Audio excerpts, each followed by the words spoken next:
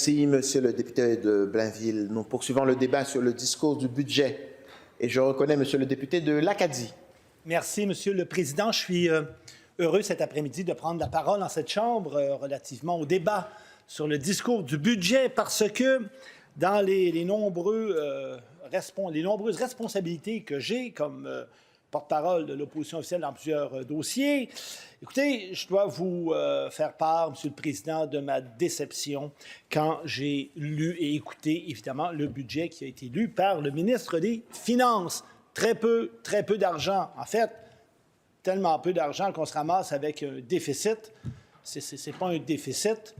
Monsieur le Président, c'est une fosse abyssale. Ça n'a pas de bon sens. C'est tellement gros qu'on a de la misère à avoir le fond, tellement c'est gros. Et ça, la CAQ a réussi ça en quelques années, alors que les libéraux leur avaient laissé un surplus, rappelez-vous-en. Alors, c'était totalement dilapidé. Et là, on se ramasse dans une situation qui est particulièrement difficile. Pourquoi? Bien, parce que vous le savez, Monsieur le Président, la situation économique mondiale, géopolitique, change.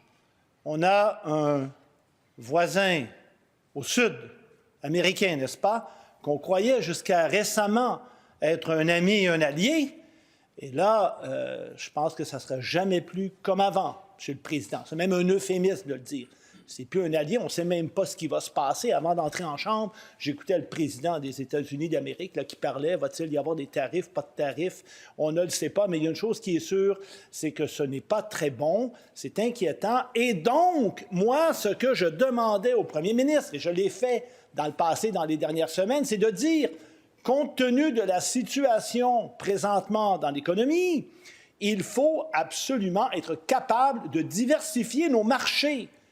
Cesser, bien sûr, d'investir, de faire des affaires presque uniquement avec les Américains, mais de faire en sorte qu'on pourra le faire avec d'autres pays, le Mexique, d'autres continents. Et j'avais dit, pour ça, on est chanceux au Québec parce qu'on a un réseau de diplomates québécois qui sont archi compétents.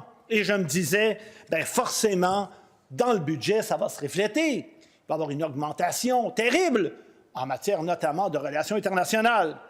Quelle ne fut pas ma surprise, Monsieur le Président, et je vais vous parler pas mal de ça dans les quelques minutes qui me sont allouées, de voir, notamment dans le cahier du budget, B15, favoriser la diversification des marchés, favoriser la concrétisation des projets d'exportation. Il y a de l'argent prévu en 2025, 2026, 2026, 2027, puis après, plus rien, Monsieur le Président. Alors, je ne sais pas si le gouvernement de la CAQ ou le ministre des Finances se dit après ça, on ne s'en occupe plus, on ne fait plus rien, aucune idée, sauf que vous comprendrez que c'est assez inquiétant. D'autant plus, Monsieur le Président, que quand j'ai regardé le document volume 2 du budget des dépenses 2025-2026 sur le plan annuel de gestion des dépenses des ministères et des organismes, je suis allé voir aux relations internationales et francophonie. Quelle ne fut pas ma surprise de découvrir que parmi les orientations du ministère, on allait intensifier l'action du gouvernement pour attirer des travailleurs étrangers afin de répondre aux besoins spécifiques de l'économie québécoise. Et là, je suis resté assez bouche bée parce que moi, j'ai l'impression que mon premier ministre me dit tout le temps qu'on en a trop des étrangers, qu'il y en a trop d'immigrants. C'est-tu effrayant? Puis là, dans son propre gouvernement, ils vont nous attirer plus. Mieux que ça, Monsieur le Président, écoutez celle-là. On va faire en sorte qu'on va attirer des étudiants internationaux qui contribuent à la vitalité des villes, des régions et des établissements. Je croyais rêver parce que, figurez-vous, Monsieur le Président, que dans mon bureau de circonscription, depuis 2-3 jours, et d'ailleurs j'ai communiqué avec le ministre de l'Immigration, je n'entends que des étudiants qui sont stressés parce qu'ils ne sont pas capables d'avoir leur nouvelle attestation, leur CAC, pour leur permettre de continuer à étudier et qu'on veut resserrer des critères partout. Alors, de deux choses l'une, il faudrait peut-être que les membres du Conseil des ministres se parlent un peu, ou, encore là, la main droite ne sait pas ce que fait la main gauche. Et permettez-moi de vous dire, Monsieur le Président, que c'est particulièrement inquiétant. Inquiétant, parce que c'est au fond une image qu'on veut lancer, mais on a un premier ministre qui nous dit exactement le contraire. Permettez-moi maintenant de continuer, Madame la Présidente, parce qu'au niveau particulièrement des relations internationales, quelle ne fut pas ma surprise de voir qu'au niveau des affaires internationales et des programmes, les montants alloués pour les relations Afrique-Francophonie et les relations multilatérales, il va y avoir une baisse de 15,4 %.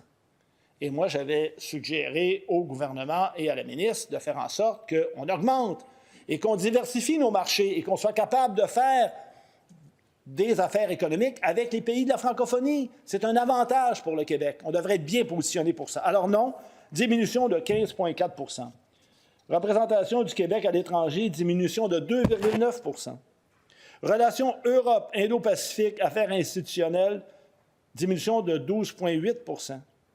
Mais le pire, Madame la Présidente, relations Amérique, affaires économiques, intelligence stratégique, il y a une diminution. Alors qu'on doit faire tout en notre pouvoir pour être capable de faire connaître le Québec à l'étranger, aux États-Unis, diversifier nos marchés, quand on fait une analyse de ce qui est dans les documents budgétaires, ce à quoi on assiste, c'est qu'au fond, dans les faits, il y a une diminution. Ce sont des compressions budgétaires systématiques qui vont affecter tous les postes qui doivent, au contraire, viser à faire la promotion du Québec à l'étranger. Alors, c'est incompréhensible. On fait encore beaucoup d'affaires avec les États-Unis d'Amérique. Je pense que ce n'est pas le temps d'aller diminuer l'argent qu'on a pour nos relations avec les Américains.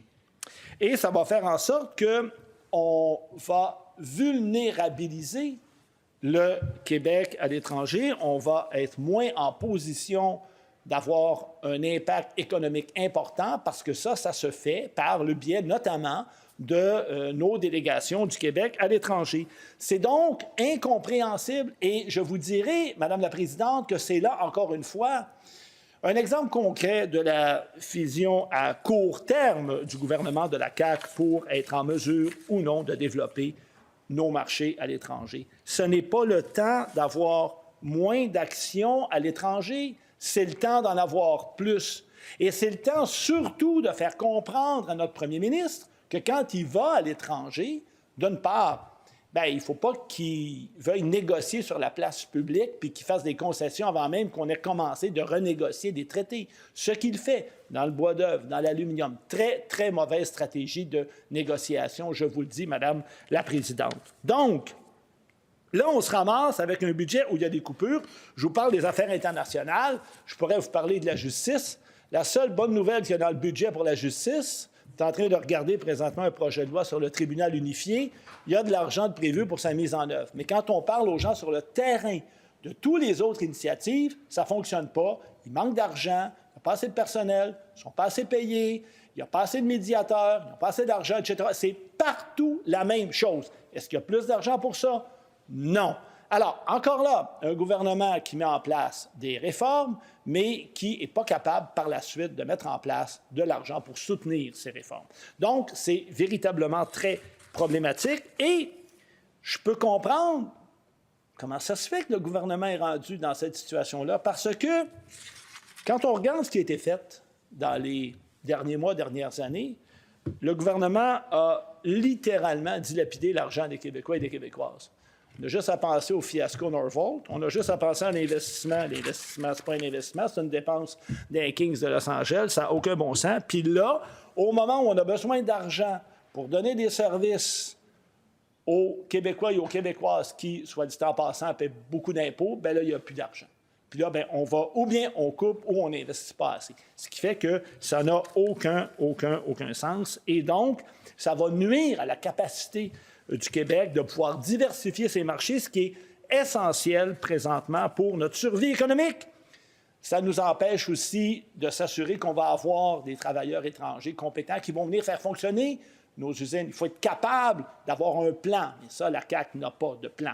Alors, c'est très, très problématique. Puis avec ce qu'on voit en relations internationales, bien, ils n'ont pas non plus de plan pour nos activités, évidemment, et nos relations économiques avec l'étranger. Donc, les Québécois, à cause de ce gouvernement, héritent d'un énorme budget déficitaire, puis c'est un contexte particulièrement économique difficile et diplomatique difficile. Donc, L'action du gouvernement de réduire ces montants-là pour le budget des relations internationales va évidemment fragiliser la position du Québec à l'étranger, va fragiliser notre possibilité de pouvoir, évidemment, développer des nouveaux marchés et diversifier notre économie, ce que j'avais pourtant demandé à plusieurs reprises, évidemment, au premier ministre. Et pour cette raison, Madame la Présidente, permettez-moi de lire ma motion de grief, que l'Assemblée nationale blâme sévèrement le gouvernement caquiste pour avoir réduit le financement du programme Affaires internationales, du ministère des Relations internationales et de la francophonie et la portée des actions de diversification des marchés pour le Québec. Je vous remercie, Madame la Présidente. Bravo! Merci, Monsieur le député. Votre motion est reçue sous réserve de sa recevabilité.